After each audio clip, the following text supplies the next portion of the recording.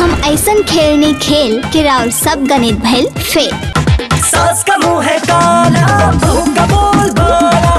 नमस्ते प्रणाम, आप सब देख रहल बानी भोजपुरी प्लस। तो आज लेके आयल बानी आप सबके बीच में एगो बहुत ही शानदार ट्रेलर की रिव्यू जो ना के नाम बा सास का मुंह काला बहू का बोल बाला।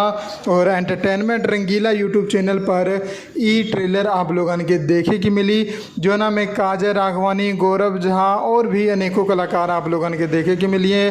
तो कहानी आप लोग नाम से ही जान सकतानी कि कहानी बा सास और बहू के लड़ाई झगड़ा के। जी हाँ, उनकर आपसी मतभेद के ये पूरा ट्रेलर में दिखावल गया बा और बहुत ही अच्छा से पेश कल गया बा।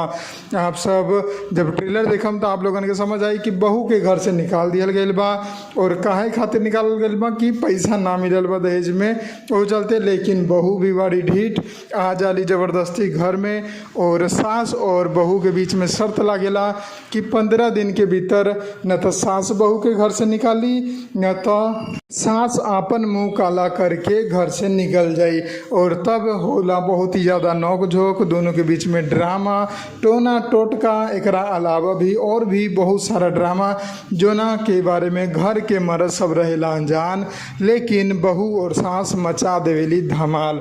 तो बहुत ही शानदार कहानी लगल हमें। ट्रेलर आप लोगन के देख के मज़ा आई और उम्मीद करता नहीं कि फिल्म भी आप लोग ज़रूर देखम जब भी यूट्यूब पर चाहे टीवी पर कहीं भी आई।